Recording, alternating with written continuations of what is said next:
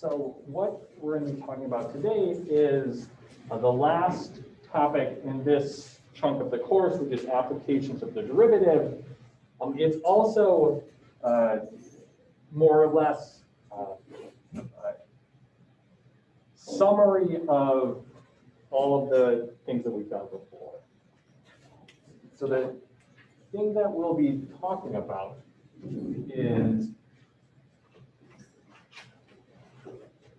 sketching graphs of functions, meaning sketching them by hand, which seems like, why would we take the time to do this when everyone has a computer in their pocket and you can just do it with your phone or calculator, computer, or whatever. And the benefit of thinking about this is, one, it is a review of everything we've done. So how this will work is there's a ton of stuff that we can learn about a function. In particular, the new things like increasing, decreasing, concavity. But then what this really puts some emphasis on is, what does it mean to say, I found all these individual things about a function, how do they fit together? Like, what does it mean if your function has a vertical asymptote and then it's increasing and concave down in some region next to it? What does that look like?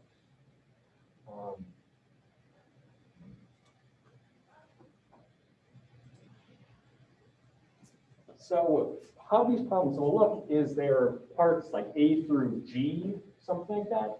They're saying find all these individual things. And the last step is put them together in a graph. So the things that we'll find, and looking at this list, it's in some way in chronological order from when you learned these things in your math classes you've taken.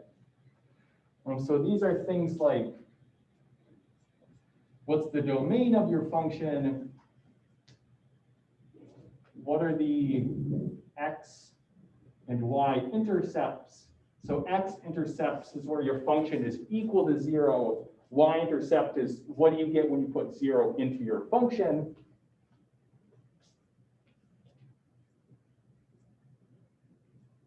Where you have vertical asymptotes, which is really tied to the domain question. Getting into some of the newer material, we can ask things like, what is the end behavior of your function and horizontal asymptotes?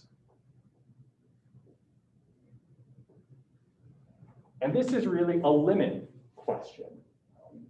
You could talk about it before you take a calculus class, but in a lot of ways, it really is focusing on what happens when you take the limit as you go to infinity.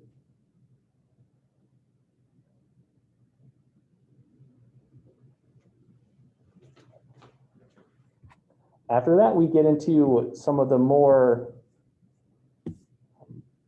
recent questions. So things like, where is your function increasing or decreasing? Intimately tied to this are questions like, where do you have critical points, horizontal or vertical tangent lines, or maxes and mins? So those questions, we've been finding them for a function, but what we'll be doing is saying this tells us for that specific part of the graph, we know what's happening.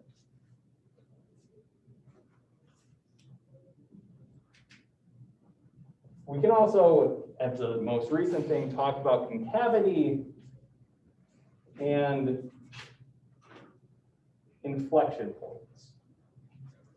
So we have this big list of different pieces of or different aspects of a graph that we can look at. And a way that we'll approach putting this together in a graph is that a lot of what we get here are specific points. Either we know points that are the intercepts or the critical points or inflection points. And so we know that these are on the graph and we know what's happening there. Then the next question is, how do you connect the dots in a sense? How do I go from this intercept to this inflection point and then over to this minimum over here or something like that? And for that, what we'll think about is in these two questions, you'll end up with two number lines that really tell you for any stretch of the graph that you're looking at, what does that graph have to be looking like? And I think a good way to summarize that is in a little grid of what are the four possibilities. So you have your two number lines for the first and second derivatives. And we know, and we're checking if those are positive or negative. And that corresponds to being increasing or decreasing, concave up or concave down. So you could ask, well, how do these combinations fit together? So you can ask, is my first derivative positive or negative? And then is my second derivative positive or negative? And depending on what combination you have, that gives you an idea of what the graph has to look like. So in this first column, we know we're going up because our first derivative is positive. But if we're concave up, we have to look something like this. We're increasing and opening up. In this one down here, our first derivative is positive, so we're still moving up, but now we're opening down. So we would have some picture that looks like this.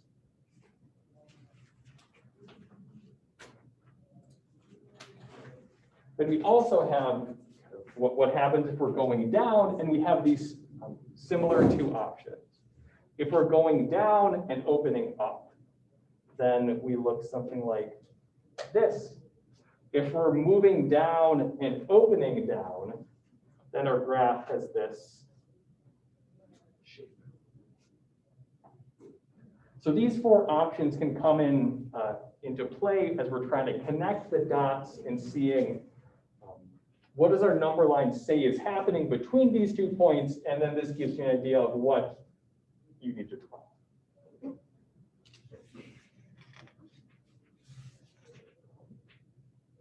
So what I'm going to do is we'll get in 2 examples today.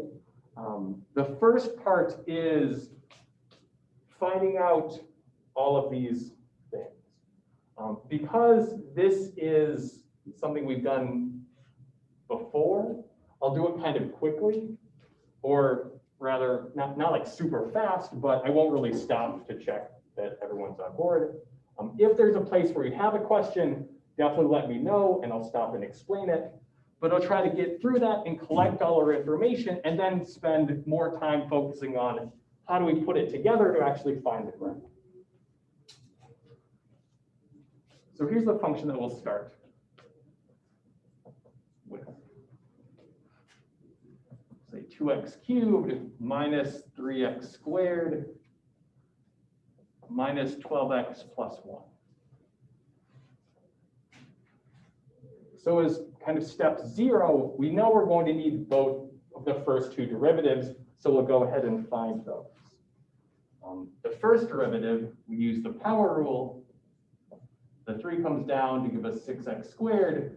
The 2 comes down to give us 6x. We get just the 12. And then knowing that we're going to want to find critical points, factoring this will help us out for when we get there.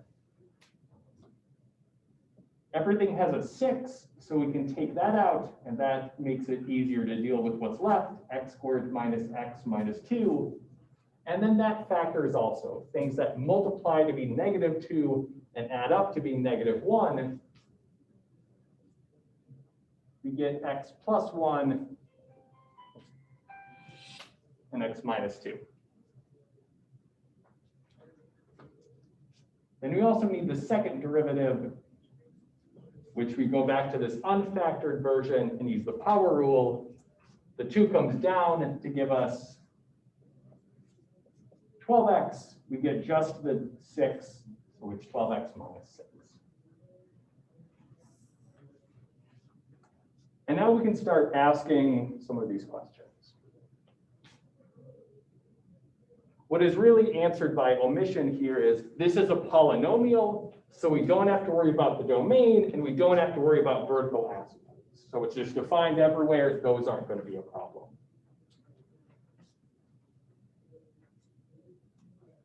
See, first we can find what is the y-intercept. This means what happens when you put 0 into your function. And one thing that you have to really always keep in mind is we have 3 different functions here. Which is the right one to use? Because these questions, none of them will tell you which function to use, but each one has a specific function or derivative which helps you answer that question. If we're putting in 0, it's nice. All these powers go away. We're left with just 1. So we have this point which we know is going to be on the graph.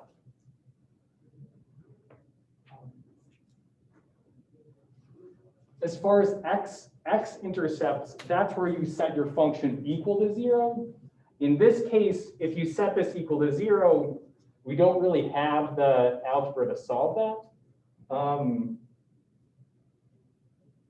There exists a cubic formula, like a quadratic formula, but bigger. That's a mess. So you could find what those zeros are, but we are not really going to.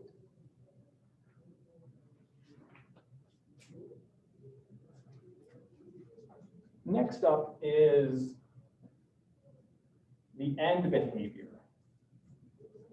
So the end behavior is what happens as your limits go to infinity or minus infinity. So the limit as we go to infinity of our original function, and the limit as we go to minus infinity. Here I said end behavior because polynomials don't have horizontal asymptotes. They're always going to infinity or minus infinity. So the question is, which one is it? And what we need to know is for polynomials, this is the same as just 2x cubed. So with polynomials, you're always looking at what is this biggest power. That's what determines what happens. When x is huge, x cubed is so much bigger than the other powers that they just don't matter. For 2x cubed, you need to know what this graph looks like. And it's something like this. That's the normal shape of x cubed. The 2 stretches things out, but doesn't affect the limit behavior. If you had a negative in front of here, it would flip it upside down. But given the shape, we're going off to infinity as we go to the right. And we're going to minus infinity as we're going to the left.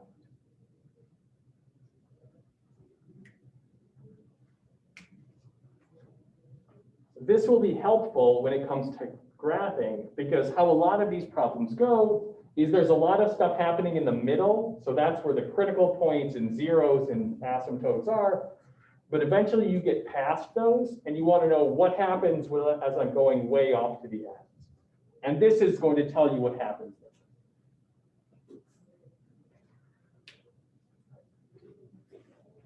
Next up is the critical points. So this is where we're going for the derivative equal to 0.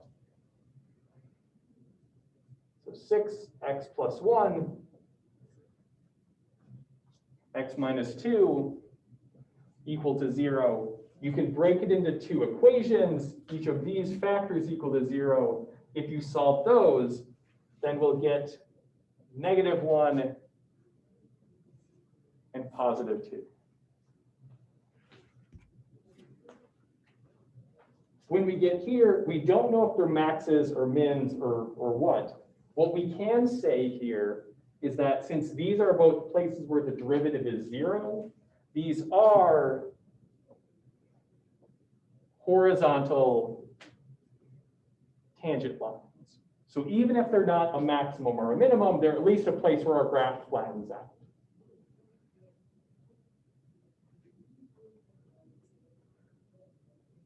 So what do we use critical points for? Finding where our function is increasing and decreasing.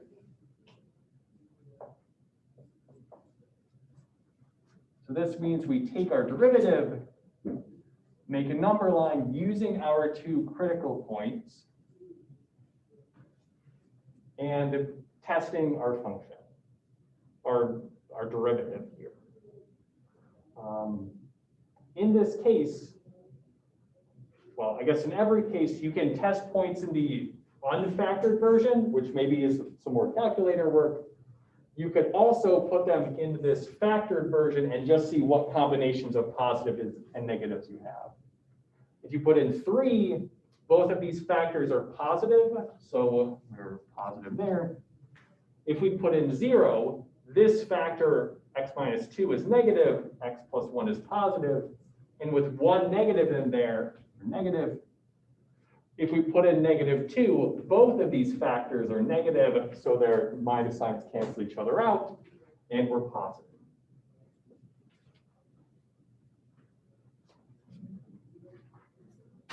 And in this case, you could write out the intervals. I won't do that here, but it really depends on what the problem asks you to do. We might just say, make the number line checking where it's increasing and decreasing. Okay. So this was a D. E is find and classify the local extrema, which given the number line just says at -1, we're going from increasing to decreasing, so that's a maximum.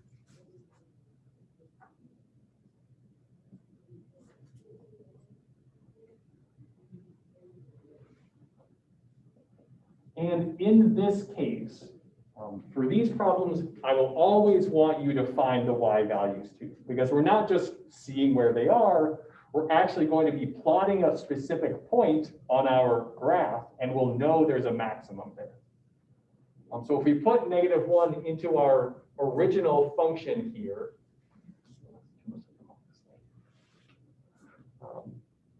the numbers are not too bad in this case, but we get 8.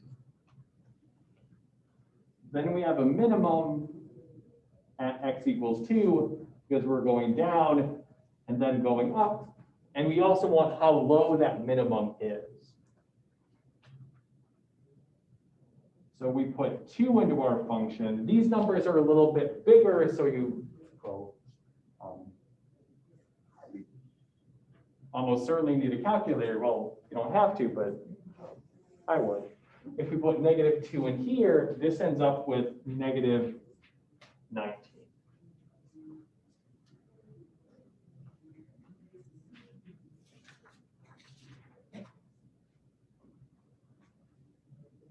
And then the last thing we'll ask, which is kind of a lot of stuff stuffed into one, is determine concavity and inflection points.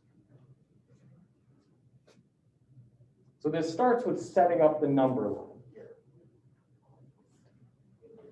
And this is what I've been calling the pre-inflection points, which are places where our second derivative is equal to 0. If you solve that equation, adding 6 divide by 12, you get 1/2. And so this pre-inflection point means we don't know if we actually change concavity there, but we know it's going to be on our number line. And that's the only point that'll be on our number line. So we have 1/2. Reminding ourselves, test the second derivative here. If we put in something like a 0 to the left, we get a negative number. If we put in 1 for something to the right, we get a positive number.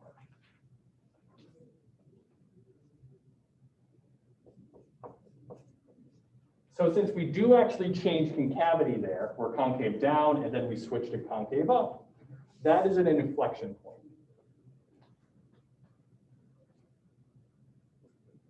And here, we'll also want to know what is the actual point that we put on the graph. This is a little more fraction work. If you put in 1/2 to our original function, what we get is negative 11 halves.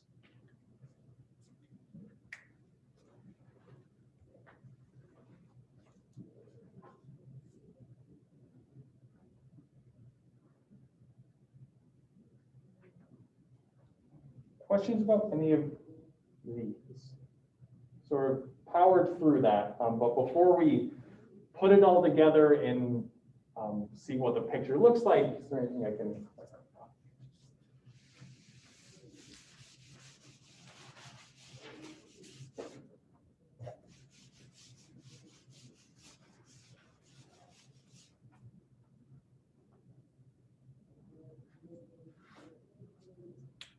So what happens if we graph this? And I guess this is part G. So I'll make this large. One thing you might notice here is that our function goes from up at 8 at -1 down to -19 at 2, and that's a pretty steep fall. So in this case, the axis I'm going to use is really uneven. It's not going to be very square at all. So we'll say these will be -1, -2, sorry, not negative. These will be normally worked 1, 2, 3, -1, -2. These I'm going to just mark by 5, 5, 10, 15, and then -5, -10, -15, -20.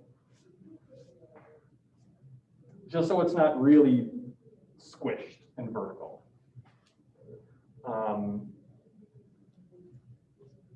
So the first thing, and as we pass through this, what we're going to look for is what are some specific points that we know are on the graph. So this y-intercept, 0, 1. And since the axis is a little wonky, I'll label this as that point to 0, 1. More here, we found these maximum and minimum values. There's a maximum at -1 up at 8. So something a little high. -1, 8, and reminding ourselves that has to be a maximum. However we end up drawing things, that has to be a high point. And then at 2, down at -19, so something like right here, we have a minimum. And then lastly, we have this inflection point at 1/2. This is -5.5. So that's right around here. 1/2, -11/2, and this is our inflection.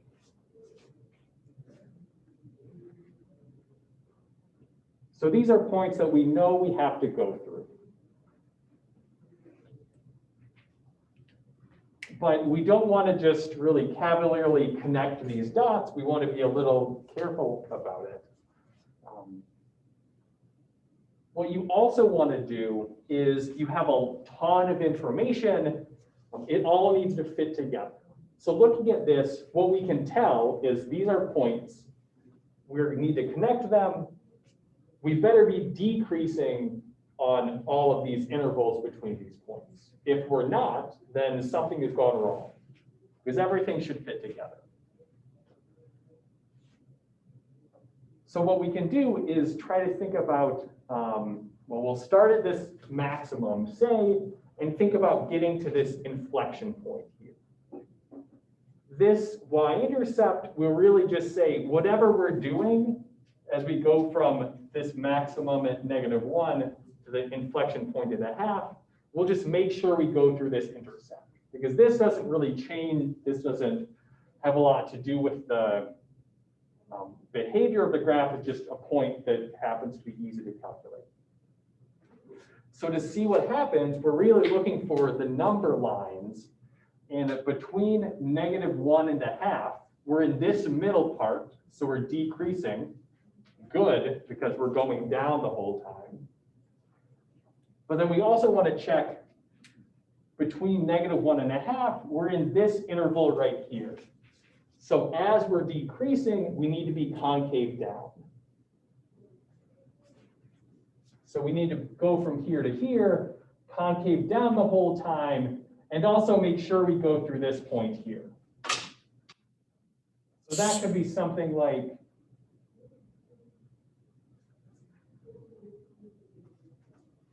this. Not the most dramatic thing, but you can tell, especially up at the top, that this is opening down here.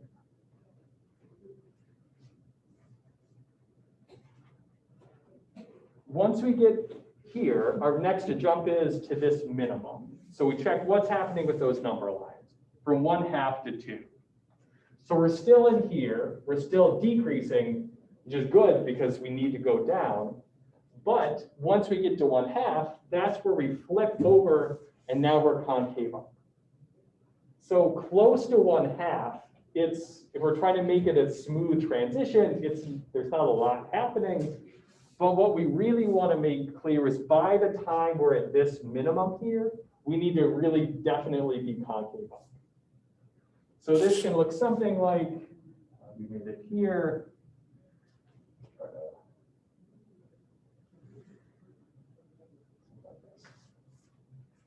So some shape like that. Really pretty flat in the middle, but by the time we make it here, we're definitely concave up.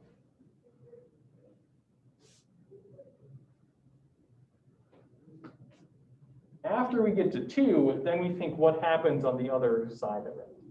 And to the right of 2, we don't have another point we're going towards. But when you run out of points, that's where you go back and say, okay, I'm not connecting the dots anymore. We're in the end game now. And so what happens is, as we're going to the right, we need to go to infinity. So once we're here, this is our minimum and also our horizontal tangent line. Then we go up and we're going to keep going up. And as we're going up, we need to be, so we're increasing, which is good because we're trying to go to infinity, which is up, and we're concave up. So what this looks something like is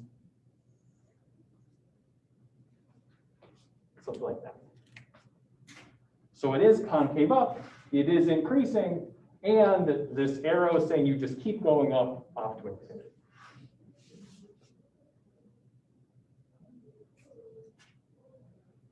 One thing that we don't really know is if this is going up, it crosses the x-axis somewhere. That's where we get into, if you try to solve this equation, that's not something you can do by hand. Like you could have a calculator do it, but if a calculator is doing that, you should just have it graph this thing. So it crosses the axis somewhere. We're not totally sure exactly where, but it does that somewhere. And then similarly on the other side, once we get to the left of -1, we don't have any points to connect. So then we think, well, what's happening is we're going off to the left there. So this says we're going down to minus infinity. And looking at our number lines, we're concave down there and we're increasing. One thing which is weird is the graph is increasing, but as you draw it, you're going to be going down. So if your graph looks something like this, you're decreasing. Once you're done, it's decreasing. Sorry, no, that's wrong. It is increasing because looking at it, as you move right, the graph is moving up. So it is increasing, it is concave down, and it's going to keep going down to minus infinity there. Again, somewhere crossing the x-axis, but we don't really know where.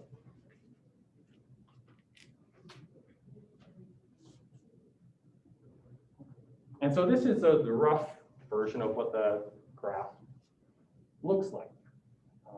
With the kind of subtlety that we know is, or whether calculus gets us that makes this better than what you could have done in pre-calculus, is we know where these maximums and minimums are. So we know how high to get and how low to get there.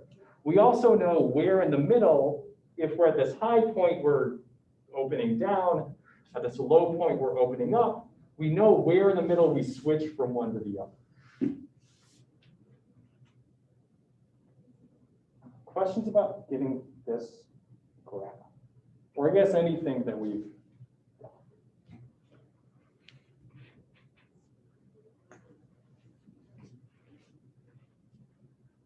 Okay.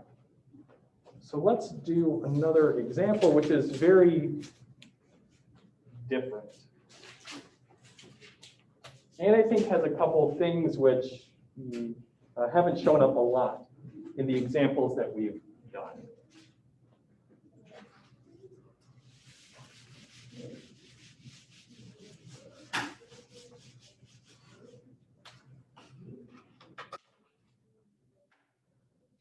All right, so the function that we're going to be looking at this time is negative 2x over x squared minus 4. So we need the first two derivatives, which will take the quotient rule here. This is a case where I would say, I would definitely just tell you what the derivatives are, because it's complicated enough. You might make a mistake, especially in simplifying. And that just kind of destroys the whole problem. So the first two derivatives after simplifying are 8 plus 2x squared over x squared minus 4 squared. The second derivative, you use the quotient rule again, and it's even worse. But after simplifying, you get minus 4x, x squared plus 12, all over x squared minus 4 cubed.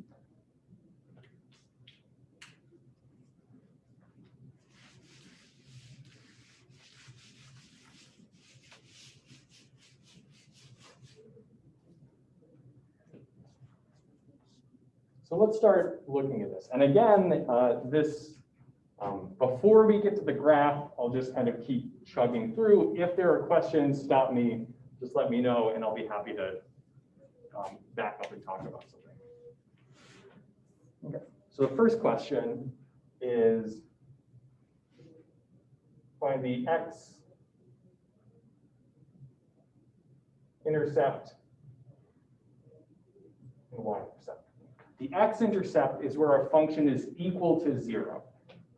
Since our function is a fraction, it's 0 when the top is equal to 0. So for this, we really just have to set negative 2x equal to 0, divide by 2, we get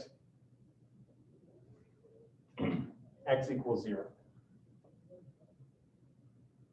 And actually, this point is both of these intercepts, because if we're putting in 0 into our function here, the top is 0, the bottom's -4, we get 0 also. And both of these are saying that this point, 0, 0, is on the ground.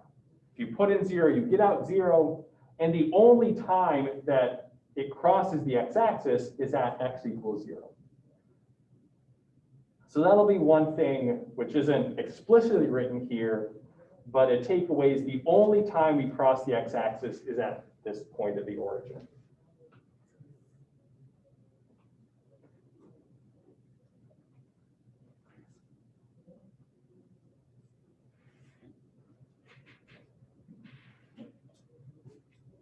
Next up, we're going to find the vertical asymptotes.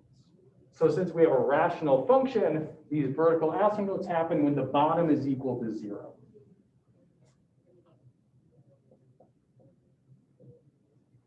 And if you add 4 over and take a square root, what you get is that x is 2 and -2. So these vertical asymptotes, while they're not points that you plot, they are things where you say we can put in these little dotted lines to indicate we have vertical asymptotes here, and we know what graphs look like when you have a vertical asymptote.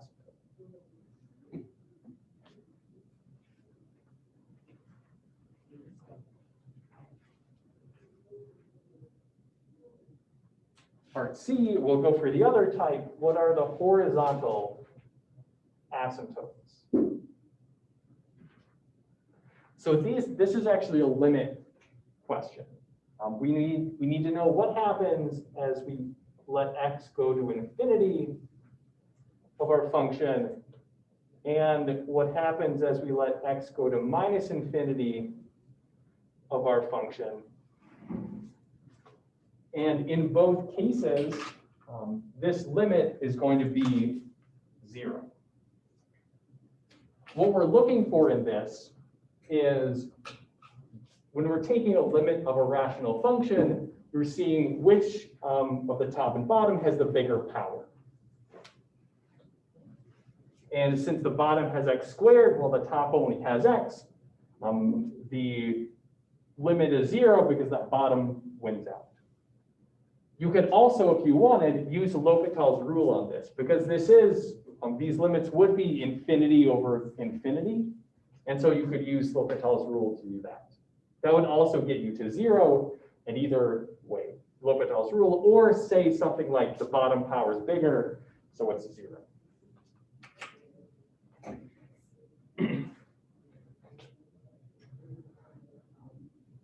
Something that we didn't do last time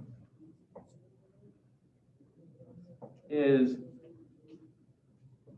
we can ask where the original function is positive or negative.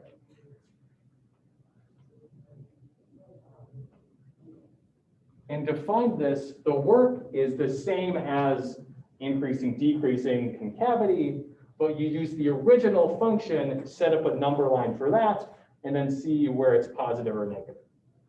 On that number line, we actually have the points that we need.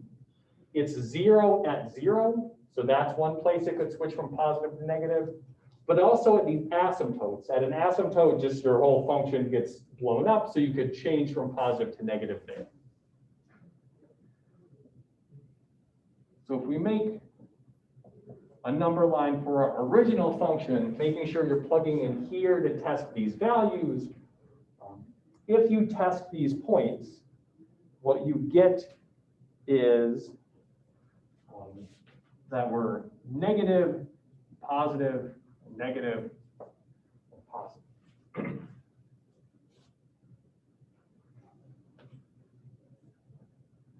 So this will be, our function is actually above the x-axis on these intervals and below the x-axis on these intervals.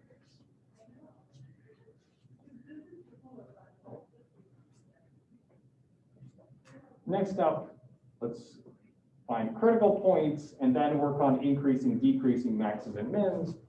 So this is where we go to our derivative now and set the top and bottom equal to 0 for where the derivative is 0 or doesn't exist. So if the top's equal to 0, 8 plus 2x squared is 0. If you subtract 8 and divide by 2, you get x squared is -4, and that doesn't have any solutions. X squared can't ever be negative.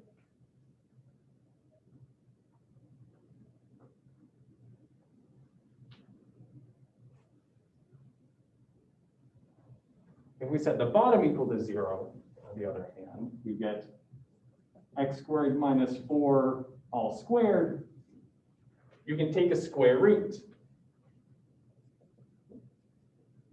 And then we get 2 and -2 again.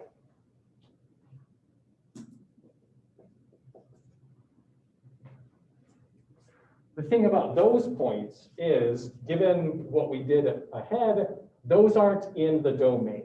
Those are vertical asymptotes. So it makes sense you don't have a derivative where you have an asymptote. So what's kind of strange here is that this function actually has no critical points. The only place the derivative doesn't exist is where we have asymptotes, and the derivative is never equal to 0.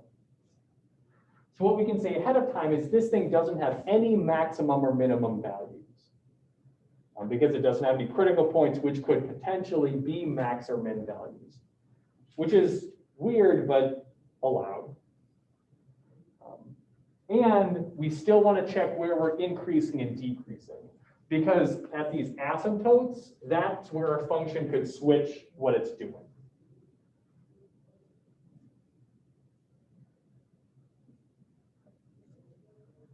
So if we make our number line with our derivative, with our asymptotes as our points that we cut up our number line, if you test points in the derivative, what you'll actually see is that it's always positive. Positive, positive, positive. Which is kind of surprising, but it becomes less surprising if you really look at this derivative and think the whole bottom is something squared. Squares are always positive. On the top, we have a square, which is always positive, and multiplied by 2 and added 8. So that's also always positive. So this is strange in that it's always increasing. But what we'll want to see is how does that interact with the fact that these are asymptotes here.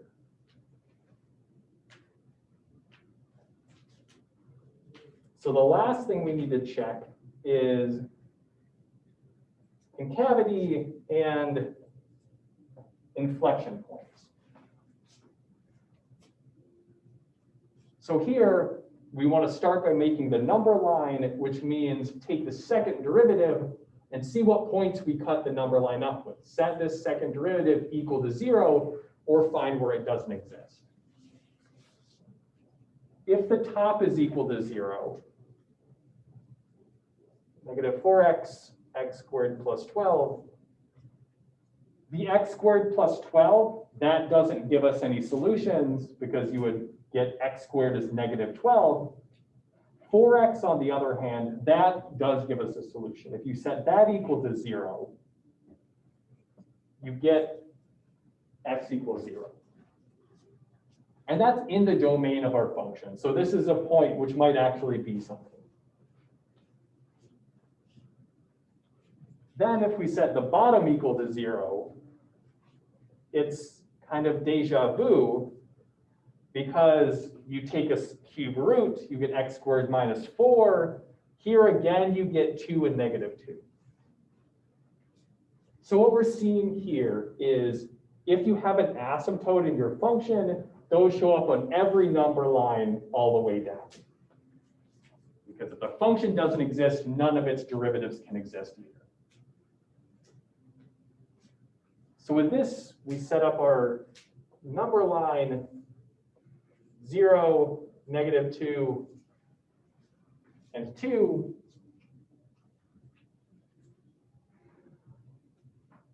And if we test these points in our second derivative, we get what turns out to be the same as this number line, where negative and positive and negative and positive, which is really sort of an accident. Don't read a lot into the fact that these number lines are the same. This is saying where the function actually is. This one's talking about concavity.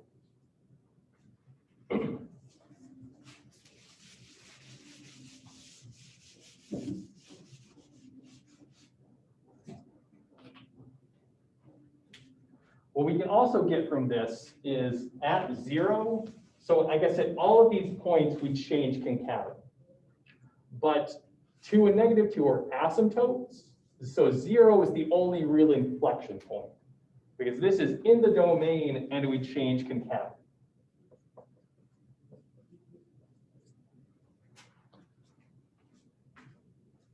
So now let's try to put all this together.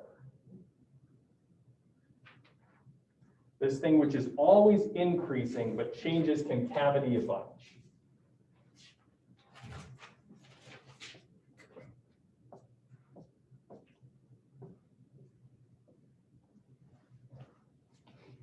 So looking through this, the first thing is what specific points can we plot? And it's sort of disappointing because we really only found one of them, this point 0, which was the only time we cross the x-axis. And this is also our inflection point. So here we're going to change concavity and we'll want to be aware of that. But there are other things that we know because we have these vertical asymptotes. And so we know that we have to behave like we should around these asymptotes. So we can put in these little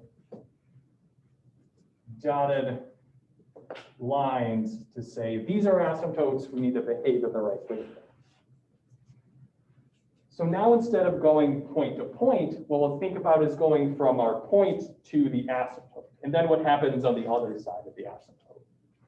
So in this region, 0 to 2, looking at our number lines, so we're always increasing. So this doesn't actually help us a lot.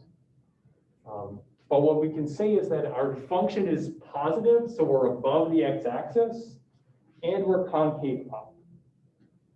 The other thing that helps is we're starting here, and if we're positive and concave up, we start as something like this, but then we can say we're heading towards this asymptote, and if we're above the x-axis, then when we get close to this asymptote, we need to be doing something like this.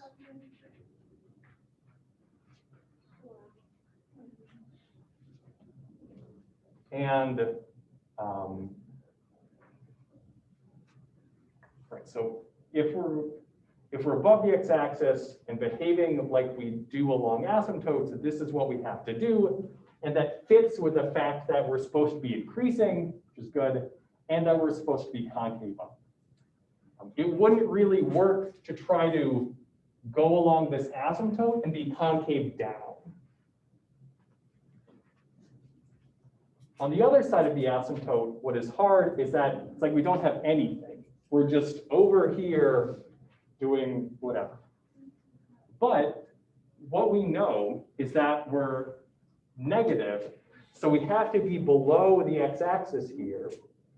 And then we know we're actually stuck between the vertical asymptote here and the horizontal asymptote here. We know we have a horizontal asymptote of 0. So we know we have to be getting close to 0 this way. We have to be getting close to the asymptote this way, and we need to stay negative the whole time. So that all says we're really forced in this corner, and we're forced to be stretched along the asymptotes in both directions.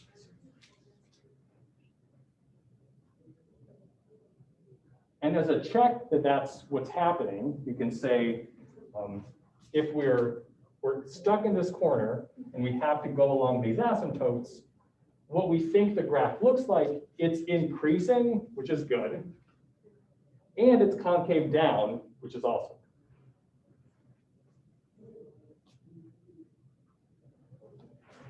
Questions about these two regions? Why those are the pictures which match everything that we've done?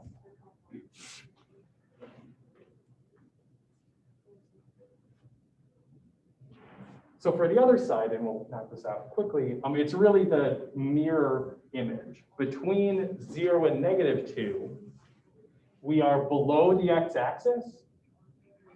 And if we're down here and we have this asymptote right here, that really determines what has to happen. We need to go down and then head for the asymptote. And once you make that, you can say, does that match what I have? We're still increasing. Yep, we're moving up to the left. And we end up with something concave down. That's something really important to check, that at this point, we switch concavity. And as the very last thing, we have what happens on the other side of that asymptote. And really, again, kind of a mirror image of what happened here. To the left of -2, we're above the x-axis. So we're stuck up here. And if we're in this region and we have these two asymptotes that we have to go along, we're really forced to look something like this. And again, does that match what we have? We're increasing, good. We're concave up, also good. So what I'm going to do, and thanks for sticking around a little bit, I have some other examples that I'm going to record some videos of and post on Canvas that you can take a look at. And on Wednesday, we'll really start something totally different. All right, see you guys.